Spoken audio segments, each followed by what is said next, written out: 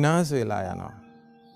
අංක 2 දි รา යන දේවල් තියෙනවා. ඒ දි รา යන දේවල් නැවත නැවත ප්‍රතිසංස්කරණය කරන්නේ නැත්තම් ඒ වෙනුවෙන් පස්සේ කාලෙක විශාල වියදම් දරන්න වෙලා ධන සම්පත් භෝග සම්පත් විනාශ වෙලා යනවා. අංක 3 ආහාර අනුභවයේ වෙනුවෙන්ම මුදල් වියදම් කර කර පාටි දදා කෑම බීම පස්සේම යනවා නම් සීමාවක් නැති ආහාර අනුභවය නිසා ධන සම්පත් භෝග සම්පත් විනාශ වෙලා යනවා. අංක 4 දුස්සීල ස්ත්‍රියක් වේවා පුරුෂයෙක් වේවා ගෙදර ගෘහමූලිකයා නම් ප්‍රධානත්වයේ දරනවා නම් ධන සම්පත් භෝග සම්පත් විනාශ වෙලා යනවා.